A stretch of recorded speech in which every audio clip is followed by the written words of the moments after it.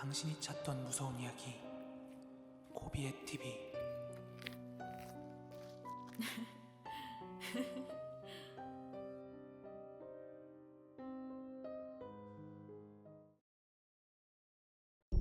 지금은 제가 독립을 해서 살고 있는데 제가 잠깐 본가에 살 때 있었던 일이고요. 지금으로부터 약 3년 전에 있었던 이야기입니다.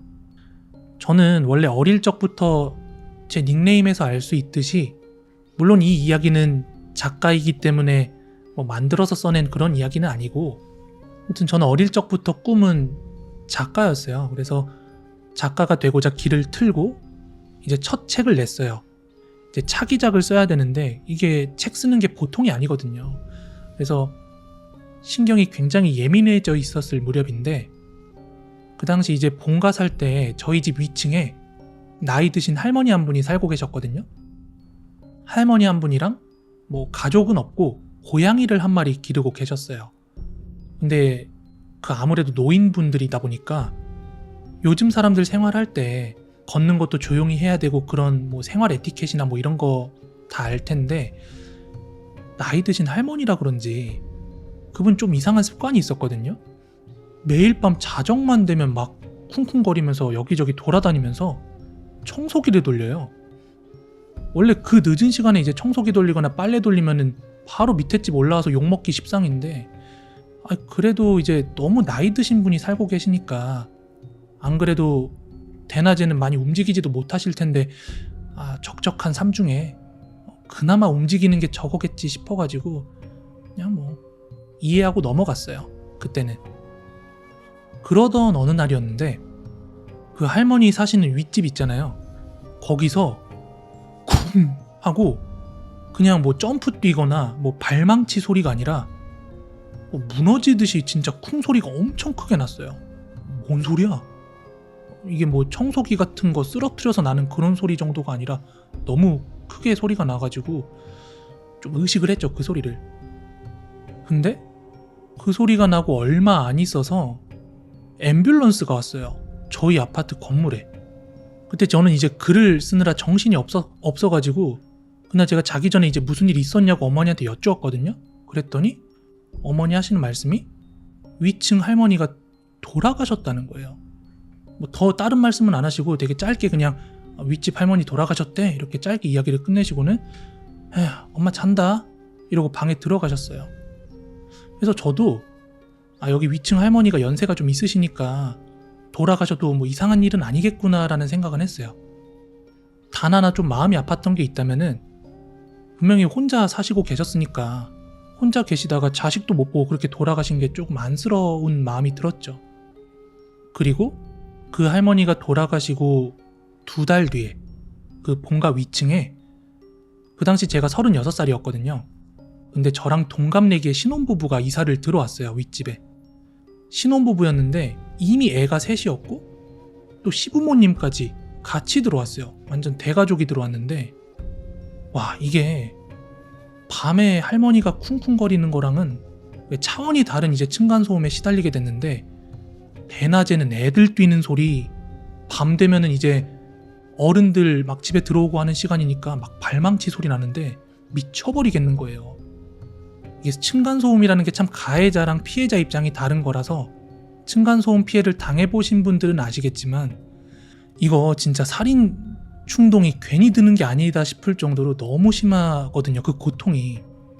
근데 저는 이제 좋게 넘어가려고 선물도 보내보고 쪽지도 남겨보고 경비실 통해서도 사정을 해보고, 너무 층간소음 심한 날은 진짜 안 되겠다 싶어서 경찰도 불렀었어요. 그리고 그 분쟁조정, 층간소음 분쟁조정위원회 있거든요.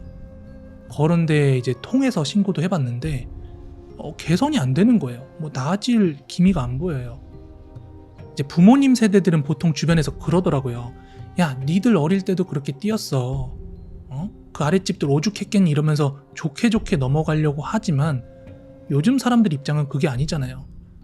저희 부모님께서도 야, 그냥 좀 참아라. 저 애들 다 크면은 조용해지겠지. 이렇게 말씀을 하셨고, 야, 참다가 거의 2년이라는 시간이 지났어요. 근데 2년 동안에 참 불가사의한 일들이 많이 일어났어요.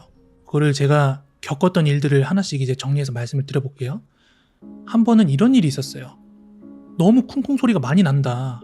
내가 밖에서 봤는데 부엌에 사람이 막 돌아다니는 게 보이니까 그 부엌 돌아다닐 땐 좀 조용히 해달라. 이렇게 문자를 보냈는데 그 답장이 와요. 뭐라고 오냐면 무슨 소리예요. 저희 아이들 지금 다 친척 집에 있고 시부모님들이랑 남편은 지금 다 일하러 나갔다. 저도 지금 집 밖에서 장 보고 있는데 집에 아무도 없습니다. 이렇게 답장이 오는 거예요. 집에 아무도 없대요. 그리고 또 한 번은 이런 일이 있었는데 위에서 쿵 하고 뭐가 또 쓰러지는 것 같은 쿵 소리가 나는 거예요. 층간소음에 계속 시달리다 보면요, 작은 소리 쿵쿵쿵쿵 나면 그거에 또 스트레스 받고 하루 중에 쿵 한 번 크게 소리 난 거에도 되게 예민해지거든요. 아, 또 시작이다 이러면서 쿵 하는 소리가 나가지고 아, 제발 조심 좀 해주세요 이렇게 답장을 보냈는데 문자를 보냈는데 답장이 왔어요. 무슨 소리예요? 저희 지금 제주도 여행 와 있는데. 이렇게 답장이 와요. 그러니까 위에 아무도 없다는 얘기잖아요. 그리고 또 얼마 안 있어서 한 새벽 1시쯤이었어요. 분명히 위층에서 뭔가 기계 같은 거 작동하는 소리가 나는 거예요. 그래서 아니 지금 뭐 청소기 같은 거 내지는 뭐 세탁기 돌리세요?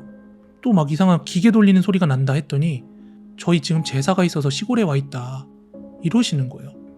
밖에 나가보니까 진짜 집에 불도 꺼져 있어. 아무도 없어요. 한 번은 너무 그 층간소음이 계속 되니까 저도 이런저런 뭐 대처를 했을 거 아니에요. 한 번은 직접 올라가서 확인을 했어요.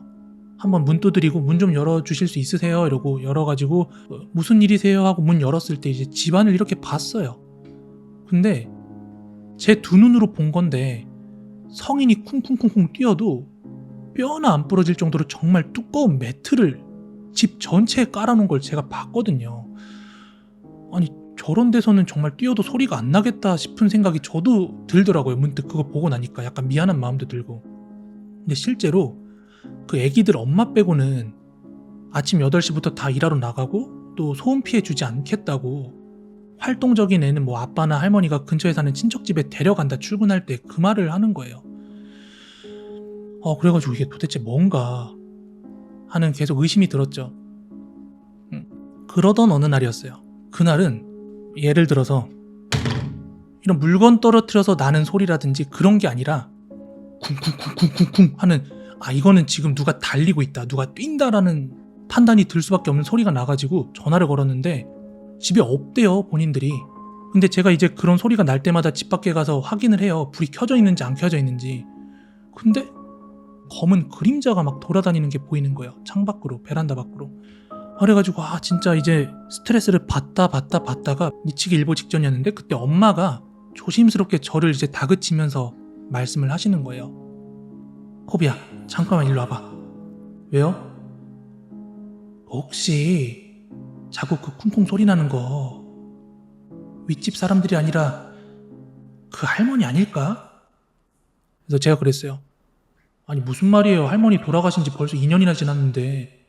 이렇게 얘기를 했더니 어머니가 살짝 뭔가 미안하다는, 찜찜하다는 표정? 그런 표정으로 저한테 말씀을 하시는 거예요. 아휴, 돌아가셨지.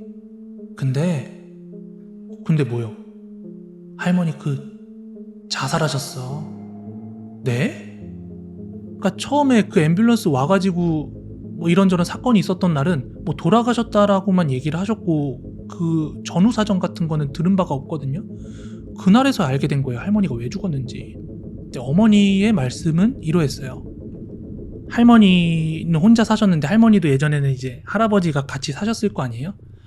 근데 할아버지도 일찍 돌아가시고 재산이라고는 그냥 할머니 살만한 그 집밖에 없었고 할머니도 경제활동을 할 수 있는 상황은 아니니까 계속 돈만 쓰신 거고 가진 건 그 아파트 한 채밖에 없었던 거예요.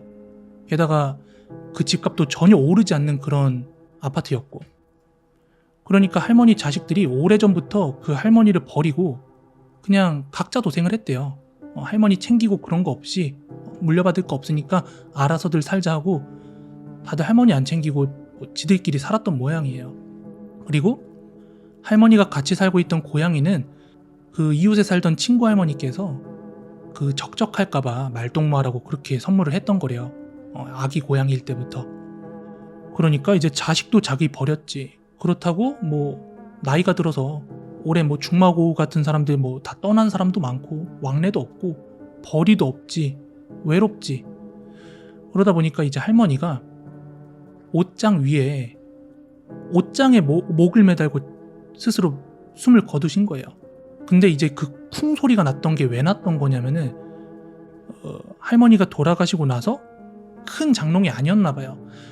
근데 그 옷장이 할머니랑 같이 시신이랑 쿵 바닥으로 쓰러지면서 났던 소리였다고 하더라고요.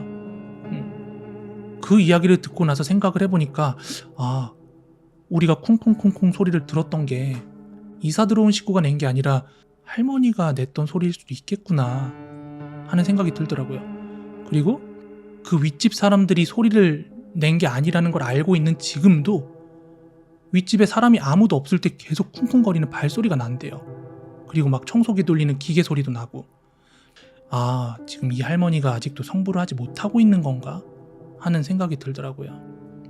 또 조금씩 주워 듣는 얘기인데, 근데 제가 듣기로 윗집 사는 그 집도 뭐 엄마가 거실에서 부엌에서 막 넘어져가지고 깁스하는 일도 있고, 아빠가 일하다가 막 다쳐가지고 입원하기도 하고, 그 집 살면서 유독 그 집 가족들이 많이 다쳤대요.